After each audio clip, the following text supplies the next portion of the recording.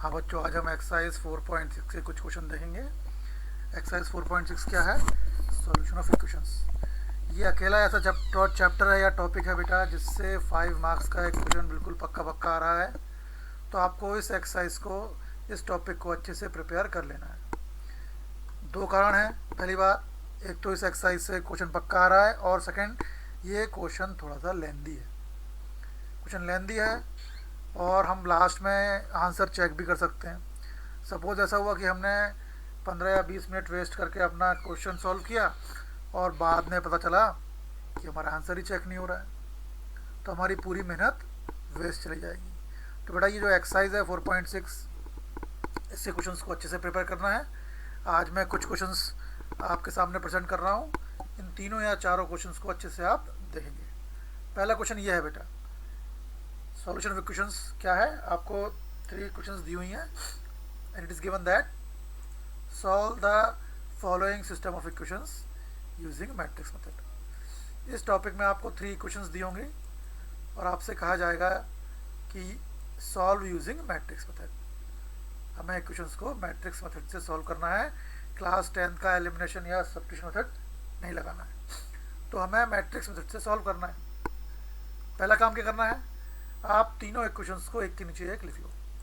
पहले इक्वेशन क्या है, x plus 2y plus Z equal to 7, ये लिख लिया हमने, x plus 2y plus Z equal to 7। Second equation x plus 3z equal to 11, तो x के नीचे x लिखिए, x प्लस 3z। अब देखिए इसमें y वाला टर्म नहीं है, तो x के नीचे x आया, z के नीचे 3z आया, y नहीं है तो क्या करें, 0y लिख लिया। तो सेकेंड इक्वेशन को हमने लिख लिया, फर्स्ट इक्वेशन के नीचे वो आ गई x plus 0y plus z equal to 11। अब थर्ड इक्वेशन को भी ऐसा करना है, उसको भी फिर से लिखिए। क्या है ये, 2x minus 3y equal to 1। अब यहाँ z नहीं है तो हमने लिख लिया 2x minus 3y plus 0z equal to 11। तो हमने तीनों इक्वेशंस को एक के नीचे एक लिख लिया। अब इन इक्वेशंस को हम कन्वर्ट करेंगे मैट्रिक्स फॉर्म में। कैसे कन्वर्ट करेंगे, पहले एक मैट्रिक्स बनाई, उसमें तीनों इक्वेशंस के कोफिशिएंट लिख लिए। पहले इक्वेशन में x का कोफिशिएंट 1 तो 1 ये आ गया, y का कोफिशिएंट 2 यहाँ आ गया, z का कोफिशिएंट 1 यहाँ आ गया। पहले इक्वेशन के कोफिशिएंट लिख लिए। अब सेकंड इक्वेशन पे आओ, x का कोफिशिएंट 1 लिख लिया, y का कोफिशिएंट 0, ये 0 लिख लिया, z का कोफिशिएंट 3, यहाँ 3 लिख लिया।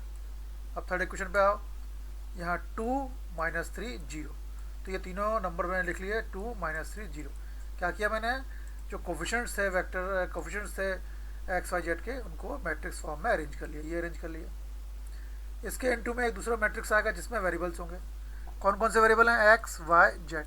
तो हमने एक कॉलम मैट्रिक्स बना लिया है, पहले एक्स लिखा, फिर वाई, फिर जेड, और लास्ट में इक्वल टू के बाद ये जो नंबर थे बेटा, इनको एक दूसरे कॉलम मैट्रिक्स के फॉर्म में लिख दिया, 7 11 1। तो पहला काम क्या करना है, पहला काम ये करना है कि इक्वेशंस को एक के नीचे एक लिखना है।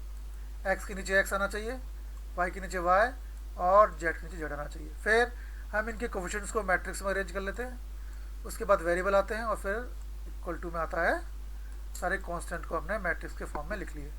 अब क्या आ गया, ये इंटू ये इक्वल टू ये, इसको लिख दिया हमने ax इक्वल टू बी। यहाँ a क्या है, पहला कोफिशिएंट मैट्रिक्स है, इसको हमने a नाम दिया। x क्या है, ये वो मैट्रिक्स है जिसमें x y z है।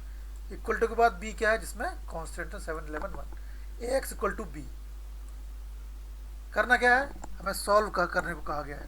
Solve means X Y Z की वैल्यू निकालनी है। एक्स वाई जेड कहाँ है, एक्स वाई जेड हमने कैपिटल एक्स को एक्स वाई जेड नाम दिया है, तो हमें एक्स निकालना है।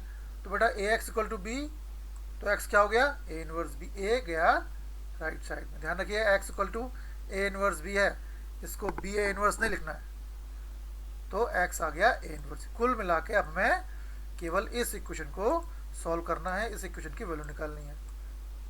x क्या है, ये मैट्रिक्स है, ए इनवर्स निकालना पड़ेगा, b क्या है 7 11 1। मेन काम रह गया है हमारा ए इनवर्स निकालना।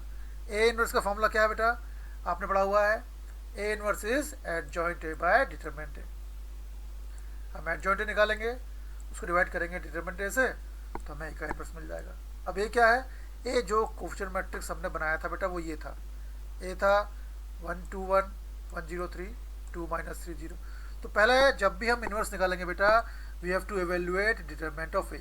पहले हम डिटरमिनेंट ऑफ ए यानी मॉड ए की वैल्यू निकालेंगे। तो कैसे निकाला बेटा? डिटरमिनेंट ऑफ ए, ये जो मैट्रिक्स था, पहले यहाँ स्क्वायर ब्रैकेट थे तभी तो ये मैट्रिक्स था। अब चूंकि एक्सपेंड कर रहे हैं, डिटरमिनेंट निकाल रहे हैं, तो हमने ये यहाँ दो पैरेलल लाइंस लिख दी, ये होगा डिटरमिनेंट। एक्सपेंड करते हैं। कैसे करेंगे एक्सपेंड? फर्स्ट रो के थ्रू एक्सपेंड करेंगे।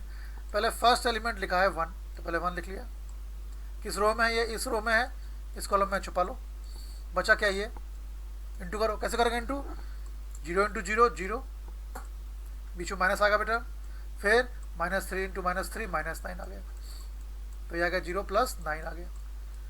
अब 2 पे आओ। सेकेंड एलिमेंट बेटा हमेशा नेगेटिव आएगा, यहाँ माइनस लगाया, फिर 2 लिखा। 2 किस रो किस कॉलम में है? 2 इस रो और इस कॉलम में है, छुपा लो। बचा क्या? 1 2 3 0, सॉल्व करो। 1 इंटू 0 0, बीच में माइनस आएगा। 2 इंटू 3 6, हमने 1 लिख लिया, माइनस लगा के 2 लिख लिया। अब इस 1 के थ्रू एक्सपेंड करेंगे। 1 लिखा, ये किस रो और किस कॉलम में है बेटा? ये इस रो और इस कॉलम में, छुपा लो। क्या बचा? ये बचा। एक्सपेंड करो। 1 इंटू -3 -3, बीच में माइनस आ गया बेटा। 2 इंटू 0 0, तो 1 के इंटू में आ गया ब्रैकेट में -3 -0। जब सॉल्व करते हैं 1 इंटू 9 -2 इंटू -6 1 इंटू -3, तो कुल मिला के हमारे पास आता है 18, जो एक नॉन जीरो क्वांटिटी है। डिटरमिनेंट आ गया 18। अब हमने डिटरमिनेंट निकाल लिया। अब एक मेन प्रोसेस, एक लेंथी प्रोसेस हमें फॉलो करना है एडजॉइंट ए निकालने के लिए। अगर इस क्वेश्चन में कहीं गलती होगी बेटा, तो एडजॉइंट ए निकालने में ही होगी। इसलिए हर एक स्टेप में केयरफुल रहिए, और एक स्टेप करने के बाद पिछली स्टेप को जरूर रिवाइज कर लीजिए। तो एडजॉइंट ए निकालते हैं। ए क्या है? 1 2 1 1 0 3 2 -3 0। एडजॉइंट ए निकालने के लिए हमें हर एक एलिमेंट का कोफैक्टर निकालना पड़ेगा। पहले हम फर्स्ट रो पे आते हैं। फर्स्ट रो के फर्स्ट एलिमेंट को हम बोलते हैं A11। क्यों? ये फर्स्ट रो और फर्स्ट कॉलम के इंटरसेक्शन पे है। ये है A12, ये है A13। सिमिलरली यहाँ ये है A21, ये वाला एलिमेंट A21, ये A22, ये A23, और ये A31 A32 A33। हमें हर एक एलिमेंट का कोफैक्टर निकालना है। शुरुआत करते हैं इससे, A11 से। तो A11 का कोफैक्टर होगा C11। C stands for cofactor, तो हम C11 निकालते हैं। इस एलिमेंट का कोफैक्टर निकालते हैं। C11 इक्वल टू क्या हुआ बेटा? -1 हर कोफैक्टर में लिखा जाएगा। उसकी पावर में क्या आएगा? उसकी पावर में जो हमने ये C के नीचे लिखा है, इन दो नंबर का सम आएगा। यहाँ 1 1 है, तो -1 की पावर 1 + 1। अब क्या करना है? हम इस एलिमेंट का कोफैक्टर निकाल रहे हैं। इस रो में है, इस कॉलम में, छुपा लो। क्या बचा? 0 3 -3 0। तो हमने डिटरमिनेंट में ये लिख दिया 0 3 -3 0। सॉल्व करो बेटा। -1 की पावर 2, 1 आएगा। इसको सॉल्व करेंगे, 0 -9 प्लस n आ जाएगा। ठीक, यहाँ से आ गया 1 और यहाँ से आ गया 9, तो आंसर आ गया 9। ये 9 लिख दिया। अभी क्या किया हमने? अभी हमने इस एलिमेंट का कोफैक्टर निकाला। ये C11 है। अब इसका निकालेंगे। ये क्या होगा? C12। C12 कैसे निकलेगा? -1 सब में आता है। इसकी पावर में क्या होगा? जो C के नीचे नंबर लिखे हैं 1 और 2 दोनों का प्लस किया जाएगा, 1 + 2। अब C12 के लिए और क्या चाहिए? C12 कहाँ है? ये C12 है, छुपाओ। ये किस रो में है? इस रो में है, इस कॉलम में है। हाँ बेटा, तो C12 निकालने के लिए हमने -1 लिखा और उसकी पावर में क्या प्लस किया? उन नंबर को प्लस किया जो C के नीचे लिखे हुए हैं। -1 की पावर 1 + 2। अब साथ में क्या लिखना बेटा? C12 कहाँ? यहाँ था, ये इस रो में है, इस कॉलम में है, छुपा लो। बचा क्या? 1 2 3 0। तो 1 2 3 0 हमने डिटरमिनेंट के अंदर लिख लिया। अब सॉल्व करो बेटा। -1 की पावर 1 + 2 यानी 3। -1 की पावर 3 मीन्स -1। इंटू सॉल्व करो इसको। 1 इंटू 0 0, -2 इंटू 3 6, तो -6 आ गया। 0 - 6 और बाहर माइनस पहले से ही है, तो ये +6 आंसर आ गया। तो बेटा हमने C12 निकाल लिया। अब इस पे आओ C13 पे। C13 क्या होगा, -1 तो आएगा ही, पावर में क्या आएगा, 1 + 3 आएगा। अब C13 के लिए और क्या करना है, C13 कहाँ है, यहाँ है, ये इस रो में है, इस कॉलम में, छुपा लो, क्या बचा 1 2 0 -3, लिख दिया 1 2 0 -3। सॉल्व करो, -1 की पावर 4, -1 की पावर 4 1 आएगी, इंटू, सॉल्व करो इसे, 1 × -3 -3, -0 × 2 0, तो देखिए 1 और ये -3, 1 × -3 -3 आ गया। अब देखिए हमने क्या किया, फर्स्ट रो के तीनों एलिमेंट्स के कोफैक्टर निकाल लिए, C11 निकाल लिया, C12 कैलकुलेट कर लिया और C13 कैलकुलेट कर लिया। अब सेकंड रो पे आओ, C21, दिस इज C21, लिखो C21 इक्वल टू क्या होगा, -1 तो आएगा ही, इसकी पावर में क्या आएगा, इसकी पावर में 2 और 1 का सम आएगा, 2 + 1। अब C21 कहाँ है, यहाँ है, इस रो में है, इस कॉलम में, छुपाओ, क्या बचा 2 1 -3 0, 2 1 -3 0। सॉल्व करो बेटा, -1 की पावर क्या है 3, -1 की पावर 3 मीन्स -1 इंटू -1 इंटू -1, तो आप देख रहे हो minus minus plus, plus minus minus 1 आएगा, इंटू में सॉल्व करो इसको, 2 × 0 0 -3, तो -1 × 3 हो गया बेटा, ये आ गया -3। हमने C21 का निकाल लिया। अब C22 पे आओ, क्या है, -1 तो आएगा ही, पावर में क्या आएगा, इन दोनों नंबर का सम आएगा, 2 + 2। C22 कहाँ है, C22 यहाँ है, इस रो में, इस कॉलम में, छुपाओ, क्या बचा 1 2 1 0, ये सॉल्व किया, ये आंसर आ गया। फिर C23 पे आए, फिर C31 पे सेम प्रोसेस करते हुए हमने C31 C32 C33 निकाल ली। ध्यान रखिए, इस क्वेश्चन में अगर कहीं गलती होगी बेटा तो इसी स्टेप में गलती होगी, इसलिए आप C12 निकालने से पहले C11 को चेक कर लीजिए, C13 को निकालने से पहले C12 को चेक कर लीजिए, हर एक स्टेप को चेक करते जाइए ताकि किसी गलती की संभावना न रहे। तो हमने क्या किया, हमने C11 C12 C13 C21 C22 से लेकर C33 तक सब निकाल लिए। अब हम एडजॉइंट फॉर्म करेंगे। अब देखिए, जब हमने कोफैक्टर निकाले तो हमने रो वाइज निकाला, पहले फर्स्ट रो के हर एक एलिमेंट का निकाला, फिर सेकंड रो के हर एक एलिमेंट का, फिर थर्ड रो के एलिमेंट का। लेकिन जब एडजॉइंट निकालेंगे बेटा तो ये वैल्यूज कॉलम में रखी जाएंगी। कैसे, C11 आया 9, तो 9 को रखना है फर्स्ट कॉलम में, C12 आया 6, तो 6 को यहाँ नहीं रखना, यहाँ रखना है फर्स्ट कॉलम में। C13 आया -3, यहाँ रखा हमने, C11 C12 C13 रख दिए फर्स्ट कॉलम में, C21 यहाँ आएगा सेकंड कॉलम में, C22 उसके नीचे आएगा, मतलब हम C23 7 कॉलम वाइज वैल्यू रखना है, पहले फर्स्ट कॉलम में, फिर सेकंड कॉलम में, ऐसे C31 यहाँ C32 यहाँ, ठीक। हमने कॉलम वाइज सारे कोफैक्टर रख दिए, पहले फर्स्ट कॉलम में रखा, फिर सेकंड कॉलम में, फिर थर्ड कॉलम में, तो ये निकल गया आपका जॉइंट ए। हम कहाँ तक पहुँचे थे, हमने इक्वेशन को x = a इनवर्स b के फॉर्म में रख के छोड़ दिया था। हमें बेसिकली a इनवर्स अभी कैलकुलेट करना है। a इनवर्स क्या है, एडजॉइंट है बाय डिटरमिनेंट है, एडजॉइंट है हम निकाल चुके हैं, ये निकला हमारा एडजॉइंट है, डिटरमिनेंट है भी हम निकाल चुके हैं, 18 आया था बेटा। अब रखो वैल्यू, a इनवर्स क्या हो गया, एडजॉइंट है बाय डिटरमिनेंट है, तो डिटरमिनेंट की वैल्यू 18 है, तो ये आ गया 1/18 और ये एडजॉइंट की वैल्यू, ठीक, ये इनवर्स आ गया। अभी ये जो बाहर जो वैल्यू रखी है बेटा, इसको अंदर इंटू नहीं करना। अब हम वापस लौट के आते हैं यहाँ, हमने x = a इनवर्स b पर जहाँ हमने अपना क्वेश्चन छोड़ा था, अपने इक्वेशन छोड़ी थी। अब x की वैल्यू रखते हैं a इनवर्स की और b की। x क्या था बेटा, x था xyz, a इनवर्स क्या था अभी निकला 1/18 इंटू ये पूरा डिटरमिनेंट मैट्रिक्स, b क्या क्वेश्चन मैट्रिक्स। 1/18 का कुछ नहीं करेंगे हम बचे हुए दोनों मैट्रिक्स का इंटू करेंगे, इसका इससे इंटू करेंगे। कैसे होगा, फर्स्ट रो का फर्स्ट कॉलम से इंटू होगा, 9 7 जा 63, ये आ गया, बीच में प्लस आएगा, -3 × 11 -33, 6 × 1 6। हमने फर्स्ट रो से इस कॉलम का इंटू कर दिया। अब उसके नीचे सेकेंड रो से इंटू करिए इस कॉलम का, 6 7 जा 42, ये आ गया 42, -2 × 11 -22, -2 × 1 -2। अब थर्ड रो से इंटू करिए, 3 × 7 -3 × 7 -21, 7 × 11 77 और फिर -2 × 1 -2। जब सॉल्व किया तो अंदर आ गया 36, 18 और 54, नीचे 1/18 है। अब ये जो 1/18 है बेटा, ये मैट्रिक्स के बाहर है, तो ये मैट्रिक्स के जब अंदर जाएगा तो हर एक एलिमेंट के साथ आएगा। क्या 1/18 है तो 36/18 भी होगा, ये 18/18 भी होगा, 54/18 भी होगा। सॉल्व होके 18 टू जो 36 2 1 3, ये आ गई x की वैल्यू। क्या आ गई? मैट्रिक्स 2 1 3। और x क्या है बेटा? एक्स वाई जेड, इसके इक्वल में आ गया 2 1 3। तो x के आगे 2 लिखा है, y के नीचे 1 लिखा है, z के नीचे 3 लिखा है। मीन्स x 2 हो गया, y 1 हो गया, z इक्वल टू 3 आ गया। हमने x y z तीनों की वैल्यू कैलकुलेट कर ली। अब बेटा इन क्वेश्चन की खास बात यह है कि हम आंसर चेक कर सकते हैं कि हमने सही कैलकुलेट किया कि नहीं। तो क्या किया बेटा, हमारे पास इक्वेशन क्या थी?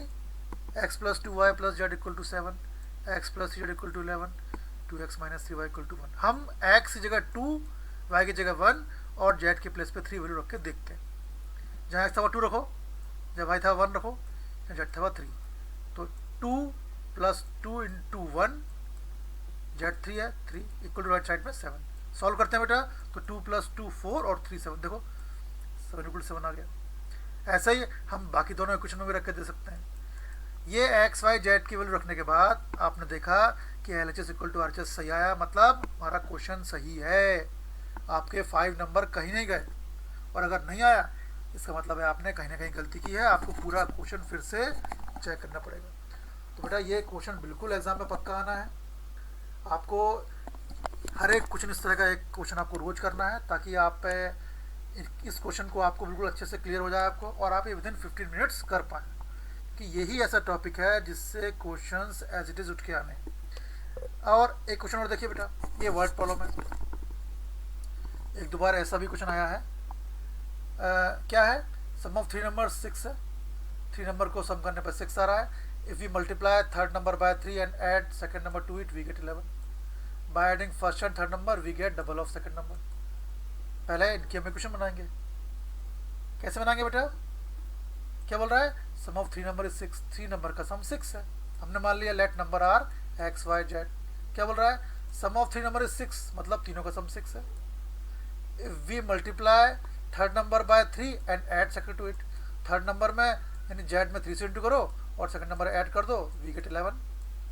Bye adding first and third number we get double of second number. X और जेड को ऐड करने पर 2y आ रहा है, तो X plus Z equal to 2y means X minus 2y plus Z equal to 0। ये हमें तीन इक्वेशन मिल गए, इनको हमने कोफिशिएंट मैट्रिक्स के फॉर्म में अरेंज कर लिया। कैसे कर लिया बेटा? मैट्रिक्स लिखा, फर्स्ट रो में एक्स के कोफिशिएंट, वाई के कोफिशिएंट, जेड के कोफिशिएंट फर्स्ट इक्वेशन के, सेकंड में सेकंड इक्वेशन के कोफिशिएंट। यहाँ तो एक्स है नहीं तो 0 आ गया, वाई का कोफिशिएंट 1, जेड का 3। यहाँ x minus 2y plus Z है बेटा, एक्स का कोफिशिएंट 1, वाई का -2, जेड का 1। ठीक है, पहले हमने लिखा कोफिशिएंट मैट्रिक्स, फिर उसके इंटू में लिखा एक ऐसा मैट्रिक्स जिसमें वेरिएबल है एक्स वाई जेड, और राइट साइड में 6 11 और 0। तो ये हमने गिवन इक्वेशन को ए एक्स इक्वल टू बी के फॉर्म में लिख लिया, जहाँ ए क्या है? कोफिशिएंट मैट्रिक्स, एक्स वो मैट्रिक्स है जिसमें वेरिएबल्स हैं, और बी क्या है? कांस्टेंट। अब हमें सॉल्व करना है, तो सॉल्व कैसे करना है? A X equal to B है तो X equal to A inverse B, इसको सॉल्व करना पड़ेगा हमें। ए इनवर्स निकालना पड़ेगा और बी निकालना पड़ेगा। ए इनवर्स क्या होता है बेटा? एडजॉइंट ए बाय डिटरमिनेंट है, पहले डिटरमिनेंट निकालेंगे। तो हमने एक्सपेंड किया, डिटरमिनेंट एक्सपेंड किया, हमारी आंसर आ गया। अब एडजॉइंट निकालने के लिए बेटा हर एक एलिमेंट का कोफैक्टर निकलेगा। यहाँ कोफैक्टर को A11 नाम दिया है, आमतौर पर C11 नाम देते हैं। कैसे निकालोगे आप? C11 -1 की पावर 1 + 1, कहाँ है ये? यहाँ है, छुपाओ इसको। 1 बीच माइनस, -6 + 6 हो गया। ठीक, तो ये आ गया 6 + 1 7।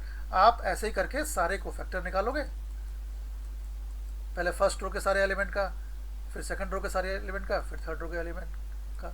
और ध्यान रखिए एडजॉइंट निकालते वक्त हम ये सारी वैल्यूज कॉलम में रखते हैं। C11 यहाँ, C12 यहाँ, C13 यहाँ, C21, C22, C23। ठीक, अब ए इनवर्स क्या होगा? एडजॉइंट है बाय डिटरमिनेंट है, डिटरमिनेंट क्या है? 9 है, तो ये 1/9 हो गया। अब आते हैं X equal to A inverse B, A inverse है 1/9 इंटू ये, आप इंटू करते हो बेटा, और फिर सबसे लास्ट में ये जो बाहर का नंबर है उसको अंदर ले जाते हो, तो एक्स और जेड की वैल्यू आ जाती है। फिर आप एक बार ये वैल्यू गिवन इक्वेशन में रख के चेक कर लेते हो कि क्या left side equal to right side आ रहा है। क्या आ रहा है? मतलब आपका क्वेश्चन सही है। तो जैसे मैंने बोला बेटा, ये क्वेश्चंस एग्जाम में पक्के आने हैं, आपको ऐसा एक क्वेश्चन रोज करना है ताकि आपकी कमांड इस सब्जेक्ट पे, इस टॉपिक पर बनी रहे, क्योंकि ये टाइम कंज्यूमिंग है। एक लास्ट क्वेश्चन और जो ध्यान होगा, इस तरह हमारे प्री बोर्ड में भी आया था। यहाँ अलग चीज़ क्या है बेटा, यहाँ सबसे पहले एक मैट्रिक्स दिया हुआ है ए, और हमसे कहा जा रहा है उसका इन्वर्स निकालो, और फिर बोल रहा है सॉल्व करो। तो बेटा हमें पहले ये जो ए मैट्रिक्स दिया है इसका इन्वर्स निकालना है, और फिर इस इन्वर्स का यूज़ करके, देखिए वर्ड देखिए, हैंड्स सॉल्व द सिस्टम, इस प्रॉपर्टी का यूज़ करके, ए इन्वर्स का यूज़ करके हमें इक्वेशन सॉल्व करनी है। तो फर्स्ट थिंग फर्स्ट, जो हमसे पहला बोला गया है कि मैट्रिक्स का इन्वर्स निकालो, तो हम पहले इस मैट्रिक्स का इन्वर्स निकालेंगे। ए इन्वर्स निकालने का फॉर्मूला क्या है, adjoint A by determinant A. तो पहले डिटरमिनेंट ए निकालेंगे, एक्सपेंड करो फर्स्ट रो के अकॉर्डिंग। पहले 1 लिखा, किस रो में है, इस रो में है, इस कॉलम में, छुपा लो, -12 है ना। आप कितना गया, पहले लिखा 1, -12, नीचे माइनस आ गया बेटा, -6, तो +6 हो गया ये। फिर सेकेंड एलिमेंट हमेशा नेगेटिव आता है, -2 लिखा बेटा, किस रो में है ये, इस रो में, इस कॉलम में है, क्या बचा, 2 × -4 -8, नीचे माइनस आ गया बेटा, 3 × 6 आ गया। फिर लास्ट में ये लिखो, छुपा लो किस रो में है, ये इस रो में, इस कॉलम में है, तो 2 × -3 -6 -9, सॉल्व करने में बेटा 67 आ गया, डिटरमिनेंट ए आ गया। अब हमें कोफैक्टर निकालना है, हर एक एलिमेंट का कोफैक्टर निकाला जाएगा, C11 C12 C13, बिल्कुल अलर्ट रहते हुए, बिल्कुल ध्यान से आपको ये निकालना है बेटा, वरना पूरी मेहनत पानी में चली जाएगी। C21 C22 C23 C31 C32 C3, आपको हर एक कोफैक्टर निकालने से पहले अच्छे से चेक कर लेना है, और अगला कोफैक्टर निकालने से पहले पिछले कोफैक्टर को चेक कर लीजिए। जब पूरे 9 के 9 कोफैक्टर निकल गए तो आपने इनको कॉलम वाइज अरेंज कर दिया, यहाँ C11 आएगा, यहाँ C12 आएगा, यहाँ C13 आएगा, है ना। गलती यहाँ भी हो सकती है, ये C21 C22 C23, ये C31 C32 C33। अब ए इन्वर्स क्या होता है, एडजॉइंट ए बाय डिटरमिनेंट है, डिटरमिनेंट 67 है, तो 1/67 आ गया, ये एडजॉइंट ए आ गया। अब कहाँ आते हैं, हम अपने इक्वेशन पर लौट के आते हैं। x = ए इन्वर्स बी था, ए इन्वर्स की वैल्यू ये है, बी की वैल्यू रख दी हमने, बाहर वाले नंबर को अंदर नहीं ले जाना है, इनको इंटू करो, तो अल्टीमेटली हमारे पास क्या आ गया, x y z की वैल्यू आ गई 3 - 2 1, तो x आ गया 3 - 2 1। इसमें एक खास बात क्या थी बेटा, इस क्वेश्चन में हमें a अलग से दिया हुआ था, ये a हमें मैट्रिक्स दिया हुआ था, और जब हमने इक्वेशन पर ध्यान दिया तो पहले इक्वेशन कोएफिशिएंट थे 1 2 -3, यही एलिमेंट फर्स्ट रो में है। सेकंड इक्वेशन क्या थी, 2x 3y 2z, यही कोएफिशिएंट हमारे सेकंड रो में थे। थर्ड इक्वेशन क्या थी, 3x - 3y - 4z, यही कोएफिशिएंट हमारे थर्ड रो में थे।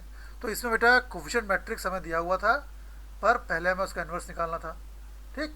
तो हमने पहले इन्वर्स निकाला, और फिर जब यहाँ सीधे हमने इक्वेशन ली, ax = b लिखा। ए क्यों लिखा, क्योंकि कोएफिशिएंट मैट्रिक्स हमें ए दिया हुआ है। फिर हमने ax = b लिखा, x = a inverse b, A inverse हम पहले निकाल चुके हैं, वैल्यू सब्स्टिट्यूट की और x z की वैल्यू आ गई। तो बेटा ये तीनों क्वेश्चन बहुत इंपॉर्टेंट थे, आप आज ही इन तीनों क्वेश्चन को याद कर लीजिए, और ध्यान रखिए ये क्वेश्चन पक्का एग्जाम में आना है, इसलिए इस तरह के क्वेश्चन का अच्छे से प्रैक्टिस कर लीजिए। आपको इस तरह का एक क्वेश्चन रोज करना है, तभी आप अपने 5 नंबर पक्के कर पाएंगे।